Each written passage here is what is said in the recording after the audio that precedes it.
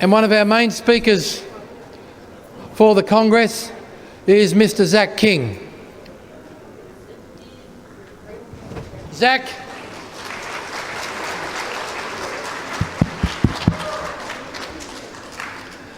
Zach is a man that knows both darkness and knows light.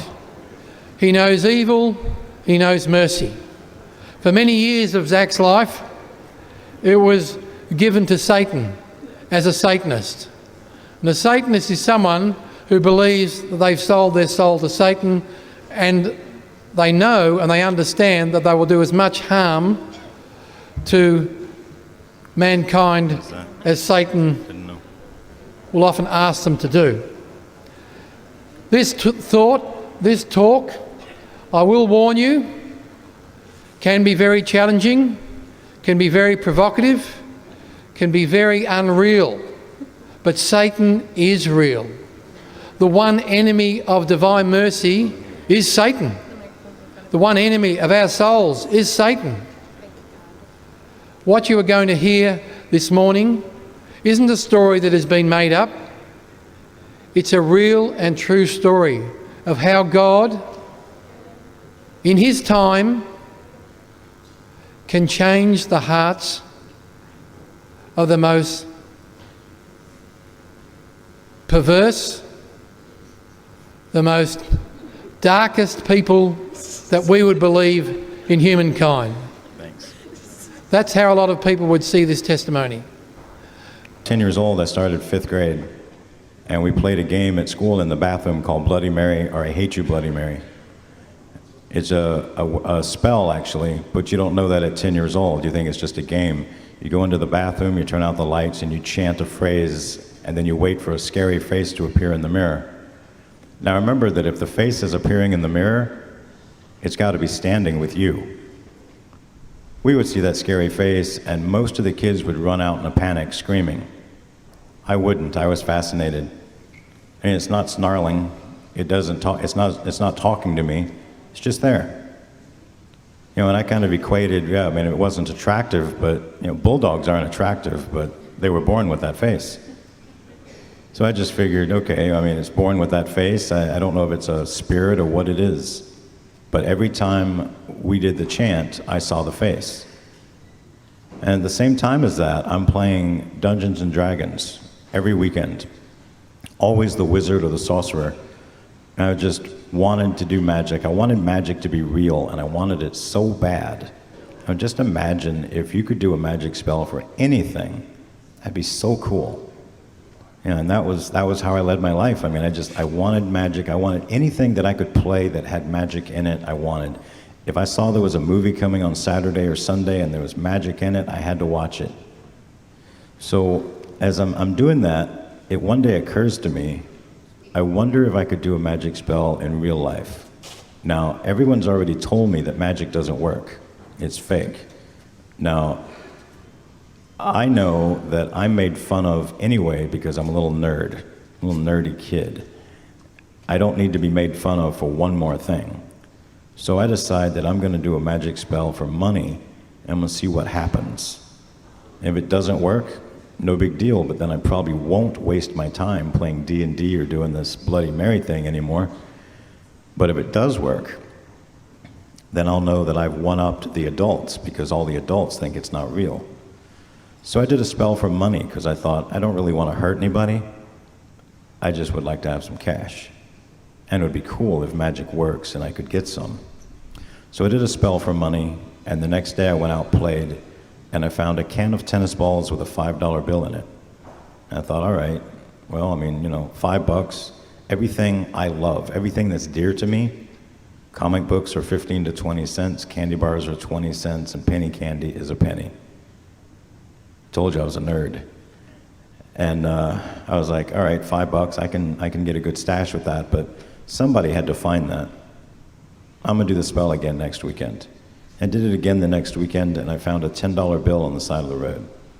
And I thought, all right, $15, 8 days. All my stuff is dirt cheap, but this still could have been a coincidence. So I did the spell one more time the next weekend, except this time I went into the bathroom at home and I did the Bloody Mary chant. So I did my magic spell almost all the way through, then I did the Bloody Mary chant, and when the face appeared, I made sure it knew I was doing a spell for money. Thought maybe whatever this is, I can harness the power of this and make it work for me. And the next day I went out and I found what looked like Monopoly money rolled up tight in rubber bands. I took it home, and later that night I unraveled it all. A bunch of rubber bands wrapped tightly around Monopoly money that turned out to be real money. I had never seen a $100 bill before. When I unraveled them, I had 10 $100 bills. So I had $1,000. I knew that magic was real. I knew that magic worked, and I knew that I was going to do this every day for the rest of my life, and probably not tell anybody because, why would I? I mean, this is like the best kept secret in the world. So I decided that I'm going to do this, and I start doing that. I'm doing the Bloody Mary thing every day because I always see that face appear, and I'm still playing D&D every weekend because it's fun, because now I know that the magic in there is real. I use the magic, the money spell came from a D&D book, and so I'm doing all this stuff. And when I was 11 years old, I was the victim of a sexual assault at school. In America these days, it was at the hands of a female teacher, and in America you hear about this stuff almost daily. And some weeks you do hear about it daily, and it's a different teacher every time. But in 1977, that wasn't something you heard of. Teacher told me it was my fault, I wanted to do it, I volunteered it, it was my idea, and I enjoyed it. I had no reason to doubt her. She's the teacher. She's in a position of power. She told me that I would be in trouble if I told anybody because it was my idea, and this is bad. So I believed her, and I had no one I could tell, no one I could say anything to.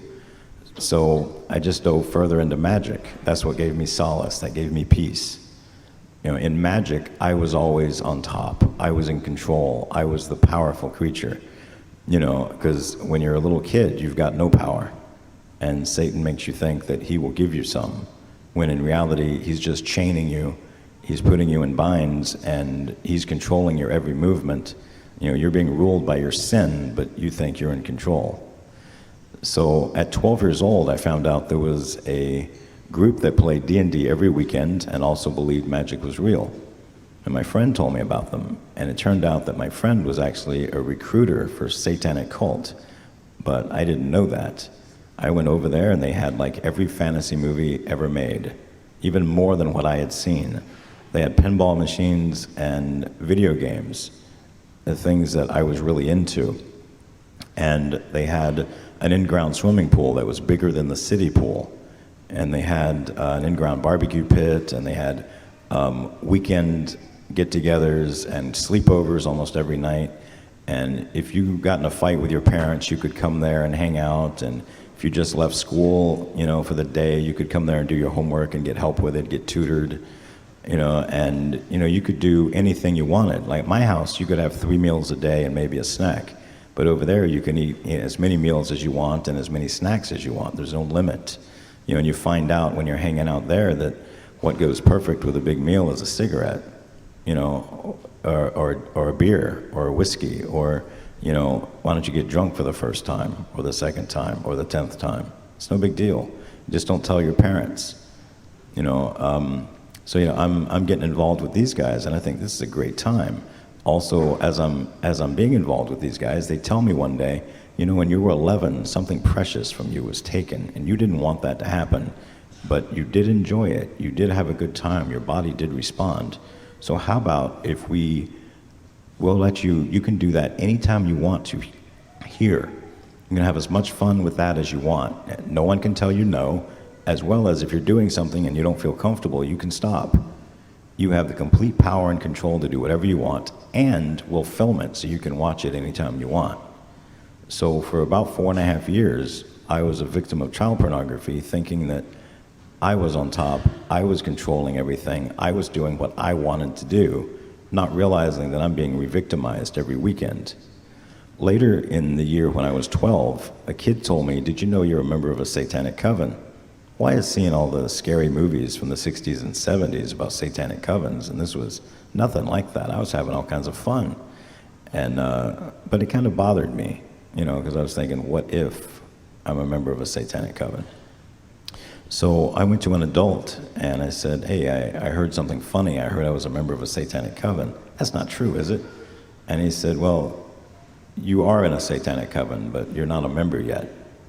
You know, and I was like, okay. And then he said, "Do you want to be a member?" And I equated not being a member with losing all my privileges. Like, I didn't know where to buy drugs. At 12 years old, I can't buy cigarettes and alcohol. I can't have sex with anybody I want. You know, if I don't join this coven, I'll lose everything. I'll lose all my friends. So I said yes. I said, what's involved? What do I have to do? He says, "Well, there's 13 steps to joining a satanic coven. And you've done almost all of them. You just have a few things left to do." So my remaining steps were that I had to sign, there was a 5-page document. I had to sign it in 3 places. I had to slice my left thumb and bleed onto the document. Then I had to sign the document in blood in 3 places. The blood of Jesus washes away all sin, but not mine. Jesus died for everybody, but not me. I signed those 2 places, and then on the final page, I say that I'm selling my soul to the devil. Now, it's impossible to sell your soul to the devil. Is there anybody here that thinks you can sell your soul to the devil? Ooh, nobody's raising their hand. You guys have heard me before.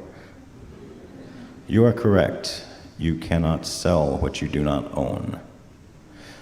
So, but I don't know that. I'm 13 years old when I signed this contract. I thought, you know, why would adults lie to me? The Satan's giving me everything that I want. I can do anything that I want. I'm having a great time, you know, and eventually, when I'm old and ancient, I'll eventually die and I'll go to hell.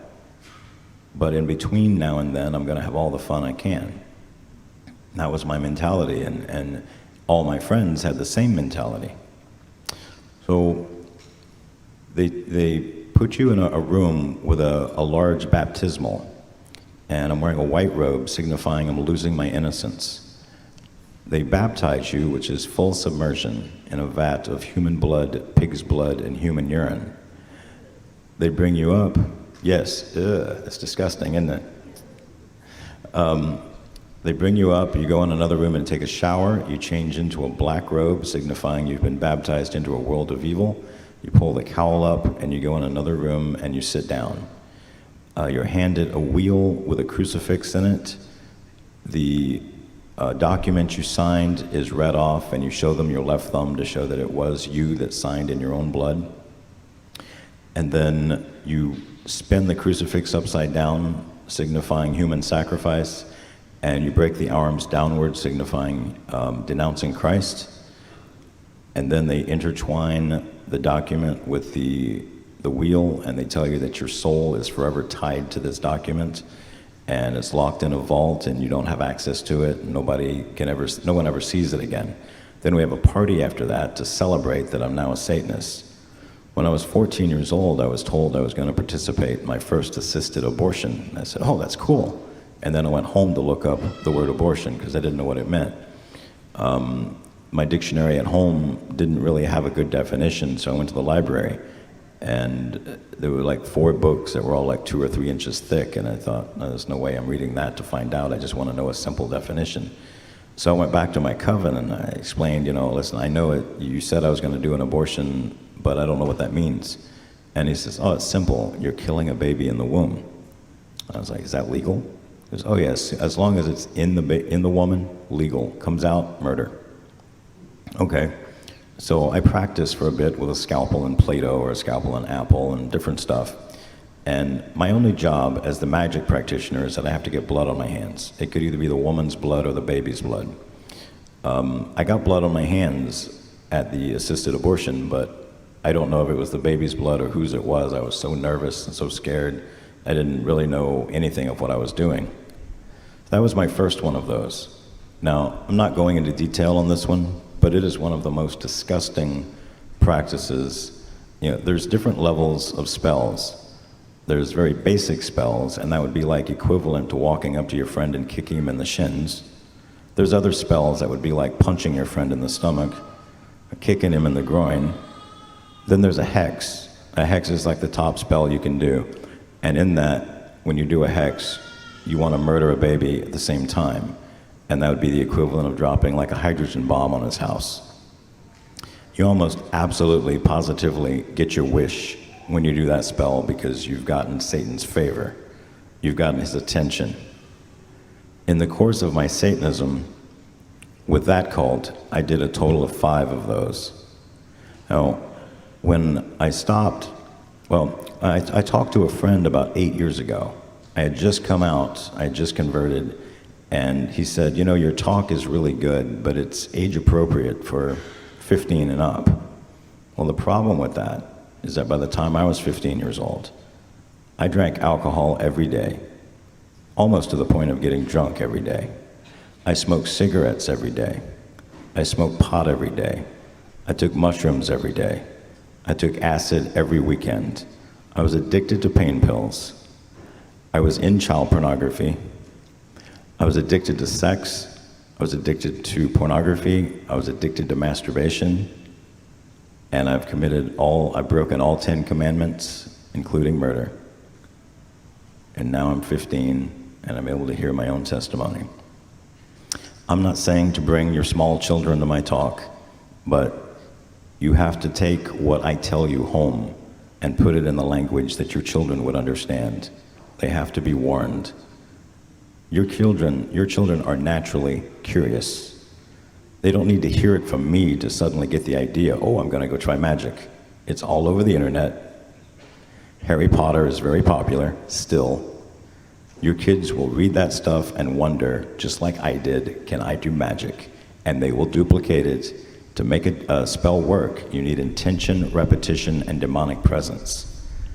So if they try it and there's a demon present, the magic spell will work, and your son or daughter will be hooked that that's the way to go. And it's absolutely not the way to go. It's the biggest mistake I ever made in my life.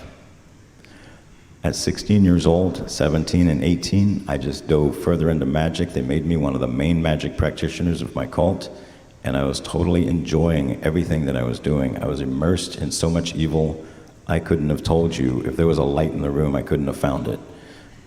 When I was 18 years old, I graduated from high school, and my town was really small, and I was thinking, what am I gonna do to find a bigger coven, or a coven, when I go to another town? I was going to a city. It was like anywhere from 500,000 people to 1 million people there.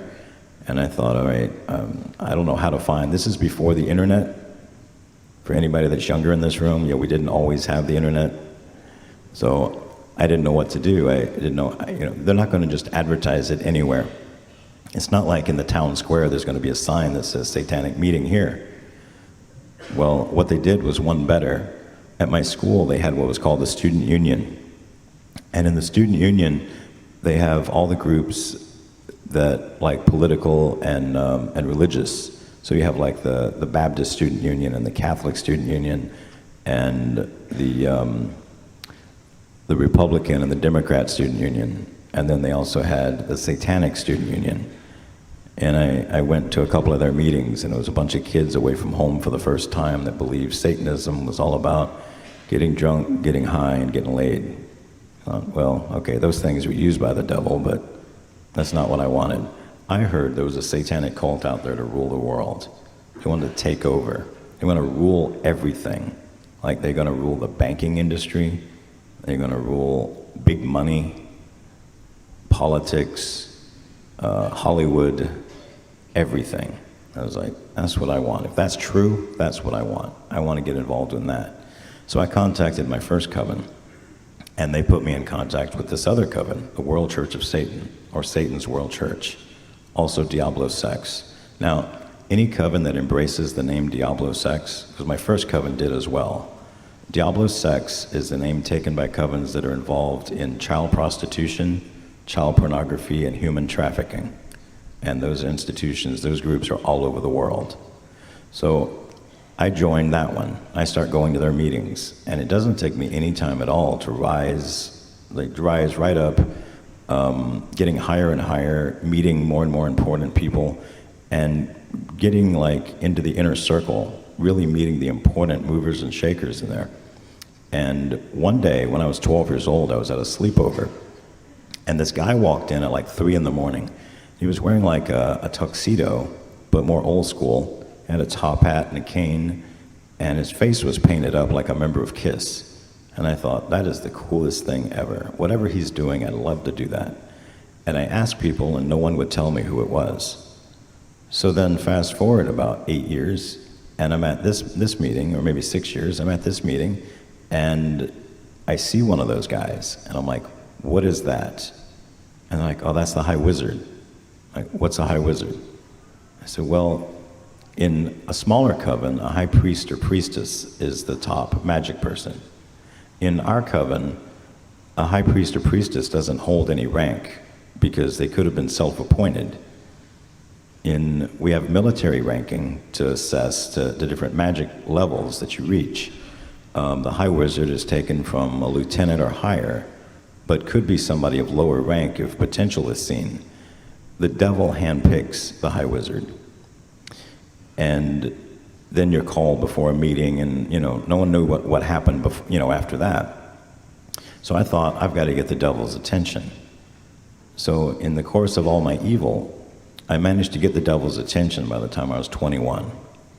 When I was 21, I got a notice that I had been picked to be the High Wizard. They call you into a room, you meet with the CEO and board of directors. That's who runs my coven. My coven in 1989 had 1.1 million members worldwide. It's kind of big, and it's very organized. It's more organized than a lot of small churches. My coven did 3 main jobs among all the other evil they did, because they did spells for big money people and power people all around the world. We did abortions for people all around the world, so we were doing a lot of hexes.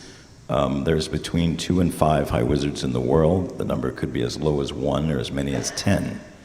The attacks that we do 2 active attacks and 1 passive. We have I describe it as 3 houses. Each house is back to back. So you have 2 like this and then 1 on the end. Each one has a privacy fence around it, so they think they're the only house. If you're the High Wizard, you know about all 3 houses. But if you're working, you just know about the one that you're working in. So one house attacks the Baptist church, and all they do is split them, either through monetary scandal, sex scandal, or gossiping scandal. My team worked with a gossiping scandal of the Baptist church because I grew up Baptist. The other scandal, the other types of attack is against the Catholic Church. You know what kind of attacks those are because you see them. The other house is the passive attack.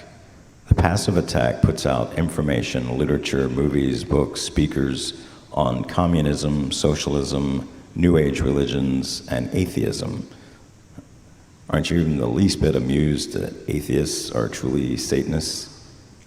They know that there is a God and there is a devil, and they're putting out speakers to go to your town and speak to you about how silly God is and how silly the Catholic Church is, when they know that the Catholic Church is the right place, and they know God is real, and they know the devil is real, and they know if you're an atheist, you're going to end up in hell. And that's their goal. So those are the 3 houses that we worked with.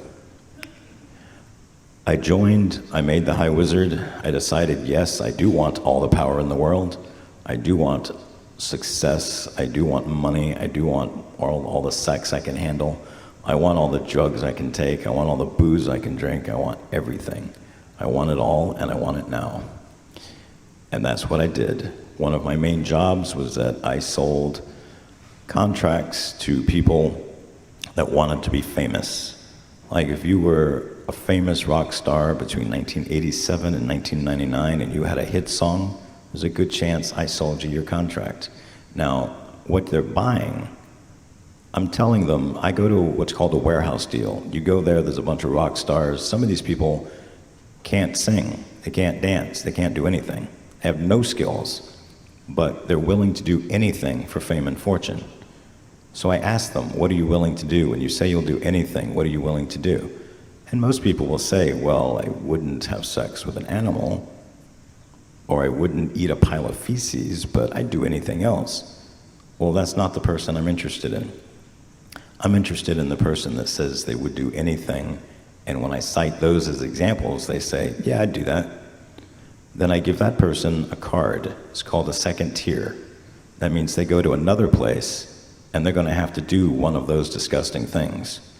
It may not be those two exact things, but it's going to be something that the rest of us would cringe or vomit if somebody said, this is what you have to do. That's disgusting. But they'll do it. And you want to know how much they'll do it? Google search musicians from 1987 to 99. There's a lot of music came out during that time. There's a lot of rock stars willing to sell their soul for fame and fortune. So I'm doing that. I did 146 abortions total in my lifetime. Now that's assisted abortions. As I said, I'm the magic practitioner. My job is to get my hands bloody. At 3 of my abortions, they didn't work.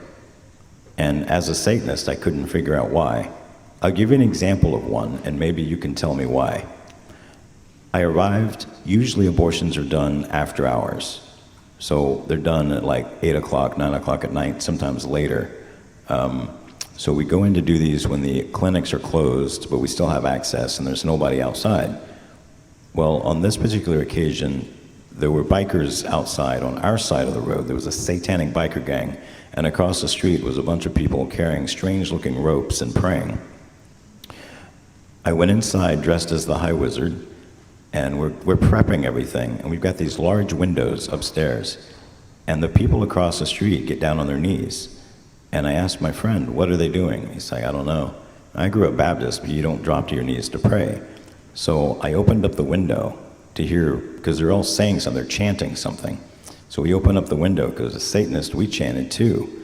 So let's see what they're chanting. And everything they're saying doesn't make any sense, but we're saying it back and forth to each other. And we're saying, Hail Mary, full of grace, the Lord is with thee. And we're like, what is that?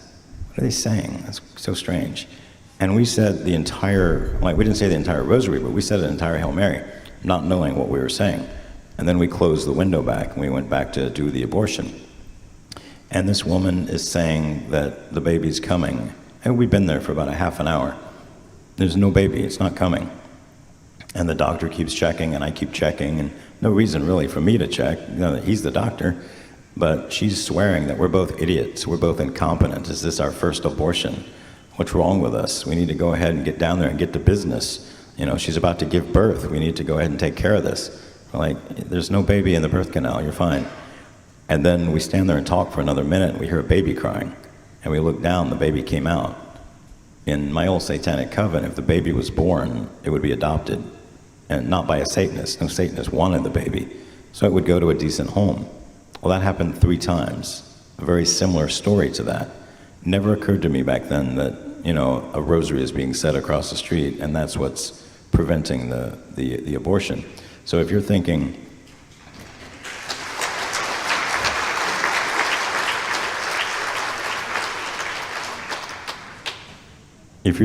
that, you know, going out in front of an abortion clinic and praying a rosary doesn't do anything, you're wrong. It's very powerful. So I keep doing all this stuff that I'm doing. Like I said, 146 abortions. I split 120 churches, of all Baptist churches. I did everything evil under the sun, multiple times. Remember, I broke the 10 Commandments by the time I was 15. By the time I was 16 or 17, I broke them again. Everything. You take an examination of conscience form, a good one, like we have a good one on our table. And it's got, there's like probably a few hundred things on there. I've probably done everything on there. And after a while, when you can sin all you want, it's not fun anymore. It's boring. You know, it's like I said a few days ago, it's like you got a job in a candy store, and the first day you're there, there's bright lights and colorful tiles, and the floor is always clean, and the candy's always fresh, and it's bright colors, and it's like a giant rainbow, and it smells amazing. And your first day, you're like, man, I'm going to try out a different piece of candy every day, and I'm going to see how long it takes me to go through all of it. Well, after about 30 days, you've had everything you want. And in 6 months, you've had everything you want multiple times, and you've tried the stuff you knew you'd never try. You've had it. And you're sick of being there. And after 3 years, they refurbished the store. But it's just as ugly as it ever was. And the lights are kind of dull. And the clean tiles now aren't exciting. And the rainbow is faded. And the store smells horrible. Like you want to throw up every time you walk in.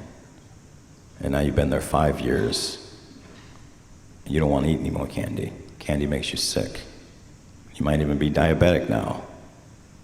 I had that job for 12 years. I hated it. The last 2 or 3 years, I hated my job. Not because I wanted something holy or godly. That's not an option for me. I sold my soul. I'm just tired of doing what I'm doing. I'm so disgusted by it. Everything is just vile. Everything is bad. I stopped doing so much stuff, and people were like, did you really convert? I was like, no, I'm just tired of doing this. It's not, when you can shock people by the words you say, that's fun. But when they stop shocking other people, when it just becomes like regular language, it's not fun anymore. It's sort of like, imagine being a NASCAR driver. You're driving a race car. I imagine that when those race car drivers first start, when it's their first job, and they're in there for the first 5 years and they're winning all kind of races, that's got to be exciting. What about those racers that have been doing it for 20 or 30 years? Oh, you've got to get in a car and drive around in a circle a bunch of times. It can't be that exciting. Well, it was the worst thing for me. So one day I decided I wanted to escape. So I made a doctor's appointment and I drove towards my doctor, but instead I kept going. I drove about 400 to 450 miles and my car ran out of gas. I had torn up all my credit cards. Everything that I had that pretty much identified me, I tore up, except I did keep my driver's license. And I went to, I sold my car for scrap so I'd get extra cash. And then I hitchhiked to a Greyhound bus stop. And I caught a ride to Canada. And Canada, this is before 9/11, Canada wouldn't let me in. So I thought, okay, fine. So I opened up a United States atlas, closed my eyes and put my finger down, and it landed on Oklahoma. I was like, all right, I don't know anybody there, let me go there. So I hung out in Oklahoma for 3 years, and then decided, all right, I'm gonna try Canada again. And I drove up to Canada, and I got rejected again. And then a friend told me about a border crossing that has no guards. I thought, that's cool, I'm gonna go there. And I go there. They never have a guard there. There's a guard there the day I go. Like, okay, so, and I didn't think of it at that time, but I realized afterwards, God didn't want me in Canada. So I came down, and I'm running out of gas, I'm running out of money. So I went to Vermont. That was like the closest state to me. I went to Vermont, and that's where I decided I'm gonna lay low here as well. And I didn't join, when I moved to Oklahoma, I was still doing magic, but I didn't join a coven, I didn't do abortions, I didn't break up churches. And when I was in Vermont, I did the same thing. I didn't join a coven, but I still did my magic. I was addicted to magic. I love magic more than anything. And being in this, I met my wife we got married in October of '07. And I left out one little detail about my life. I didn't tell her that I had been a Satanist for over 26 years. A little minor thing. Remember, the devil is 99% truth and 1% lie. So we got married, and I was a manager of a jewelry store in America. And I went to work one day, and this woman came up, and she said she wanted to buy a pair of gold hoop earrings. And then I was just about ready to close the deal, and she said, well, actually, I'm shopping with my daughter, and I've got to go finish that, and when I'm done, I'm going to come back and buy them. And I know when women say that, that means I'm going to go find them cheaper someplace else. But she had an honest face. She had a face that said, I'm really going to go do that. So I was like, all right. So I put them aside. 3 hours later, this woman comes back. We do the transaction, and I said, if you call the number on this receipt, we're having a promotion right now, and you could possibly win $1,000. She's like, oh, that's great. I've got something for you too. This is words I don't want to hear, because I know a pamphlet's going to come out, and somebody's going to say you need to drop to your knees and beg for forgiveness and ask Jesus into your heart, and blah, blah, blah, blah, blah, blah, blah. I don't have that option. You cannot, as a Satanist, go tell a Christian, sorry, I sold my soul to the devil, and don't have the option to do that. You know, they get offended, and then they start trying to witness to you even harder. If somebody would have come up to me to witness to me, I'd have just cussed them out and walked away. If you gave me a pamphlet, I might have read it out of entertainment, and then I would just throw it away. So this woman instead pulls out a little gold disc, and I'm looking at that and I'm thinking, that's different. I mean, I'm expecting a pamphlet, and this little gold disc comes out. I don't know what this is. And she says the most bizarre thing. Now, you've heard my testimony. 26 years a Satanist, 146 abortions, 120 churches, all the evil I can stand. If you're going to say something that I think is weird, you're out there. She said, the Blessed Mother is calling you into her army. I've got no reference. 2 people like that. All right.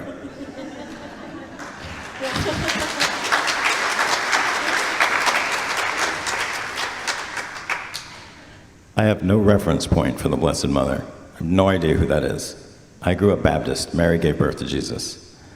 So I'm thinking, Isis? Gaia? I don't know. And she says it's very powerful. Well, now I know she's not a Christian, because Christians don't bless anything. So she's got to represent a cult. Probably like some female deity cult. Not really interested. You know, I thought, I came from 2 big cults. Not interested in yours. As well, if I joined that cult, it could be connected to my first one. This could go poorly for me. And she starts talking about more stuff. I've got no idea what she's saying. I've just totally tuned her out. Whatever it is she's saying, I still don't know. She just went on and on and on. And then I tuned back in. And she tells me again, it's very powerful. Well, now I'm insulted. Now I feel like you're challenging me. How dare you tell me it's powerful? And I'm thinking, I was the high wizard for 12 years. I was the top magic practitioner. Yeah, I might have shared that position with 9 other men, but I did it at a time when the world had close to 7 billion people. 7 billion people, and I am one of the top 10 magic practitioners in the world. Who are you to tell me that little blessed, miraculous metal has any power whatsoever? This cannot do anything to me. I am more powerful. If God was stronger than me, God would have stopped me when I was killing babies, but he didn't. And this is my attitude. I am better than you. I'm better than everyone in the room. I have more power than anybody. There's nothing you can do to me. Give me that medal. I will show you. The Holy Spirit used my ego and my arrogance against me. I put my hand out, she dropped it in my hand. My plans were to close my fist around it, feel that it has no power, and then I'm going to toss it on the floor or slam it on the counter. Up until now, I had remembered that I had sold this woman gold. That made my sales day. I was very excited, but now I don't care if she returns it. I don't care if she gets her money back. You don't tell me that something is powerful or that it can do something. I will tell you. I clenched my fist around it, and my mall and my store were gone. I was standing in a darkened void. There was nothing there but me and this woman. And she's telling me about all the sinning I've committed. And after she says whatever she says, she ends it with, and that's of the devil. And you did over 100 abortions, and that's of the devil. And you've been a Satanist for over 25 years, and that's of the devil. And you broke up over 100 churches, and that's of the devil. And everything she says ends with, and that's of the devil. And she says again, and I'm terrified at this point, I equated what she was able to do with magic. As the high wizard, I could not have done this. That somebody can do this, I'm in awe. And I think I'd like to let go of the metal, but am I going to fall through this void? How do I find my way back to my mall? I have no idea. And she tells me again, the Blessed Mother is calling you into her army. And I instantly knew that was the Mother of God, which is one more person like that one.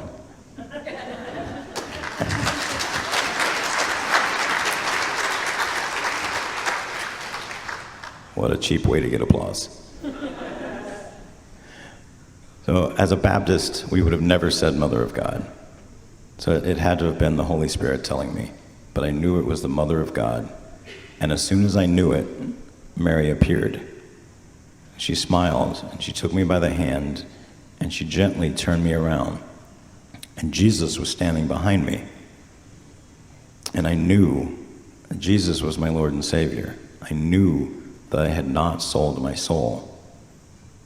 Jesus was there, and I knew that everything that was Zach, all my magic, all my occult, all my evil, everything that I was doing that was for the devil stopped. And from now on, everything I did was going to be for Jesus.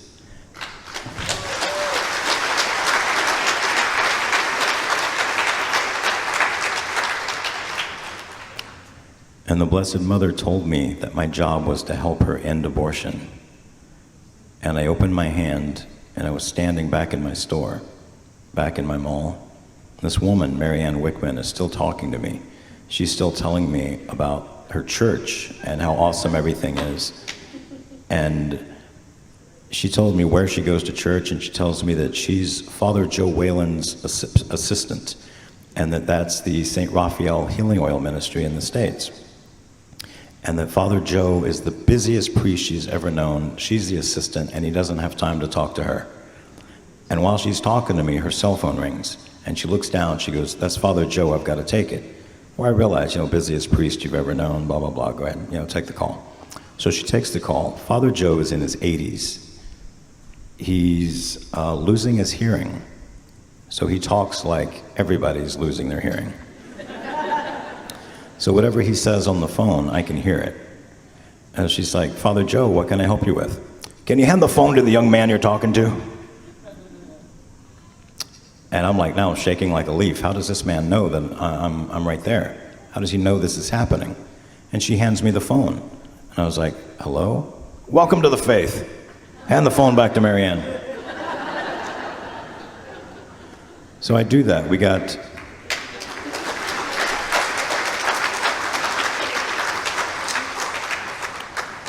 I got 2 more calls. She sent her daughter out to the truck to get me one of each of everything.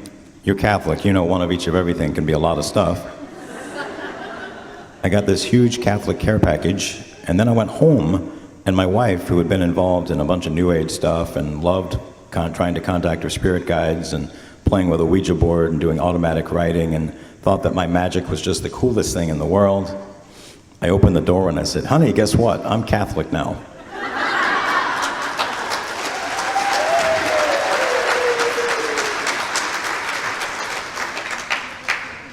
That response you just gave me, she didn't give me that.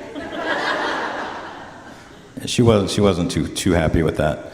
I started going to Mass almost immediately. I started going to daily Mass like either the next day or the day after. The first time the priest consecrated the host, I saw Jesus. I thought that was the most amazing thing. I thought if you were Catholic, you saw Jesus. I asked Katie, I was like, "Do you see that?" She goes, "What?" I said, "That man up there." She goes, "That's the priest." I was like, "No, the other man." She's like, "No, I don't see anything." And I thought, no, she doesn't see Jesus because she's not Catholic. So, I got Monsignor LaValle came over and blessed my house. He found out that I saw Jesus in the Eucharist, decided to make me Catholic because if I'm a former Satanist and I'm seeing Jesus in the Eucharist, I'm obviously Catholic. I obviously have Catholic written all over me. I found out that there was a place called Perpetual Adoration, which was awesome, so I could go see Jesus anytime I wanted. My very first experience with that is that I equated it to going to see a rock star because I thought, it's Jesus, it's God. There should be a line to get in there. I mean, like in America, there's a line to get in to see Elvis, and he's dead. So I go in, when we get there, it's me and my wife, we get there, we're the second car in the parking lot. That was kind of a shock. We go in there, there's no line. It's like, okay. We walk into the Adoration Chapel, and it's me and my wife, Jesus, and this woman. And this woman looks up, she sees me, she looks very surprised, and she starts packing up her stuff as fast as she can go. Like, if this was an Olympic event, she got gold. She put everything together, she then picked it up, she looked at me, and she said, "You can't leave till someone else shows up." And she runs out the door. Well, why would I leave? I'm in a room with Jesus. So I started hanging out at Adoration between 1 and 18 hours a day. It was awesome. One person likes that.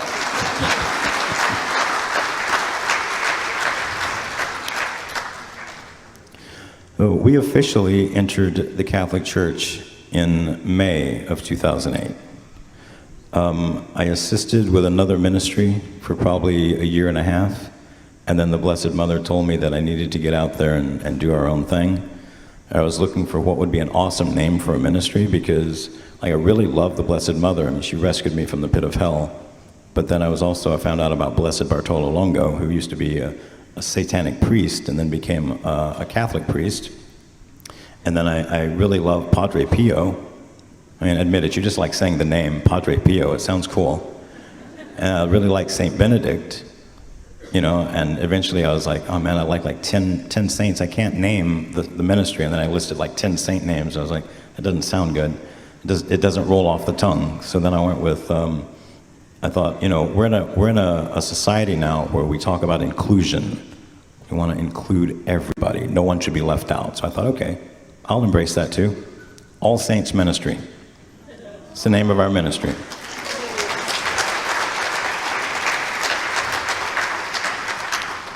So if you're thinking you'd like to know more, allsaintsministry.org. That's my story, and I'm sticking to it. Thank you.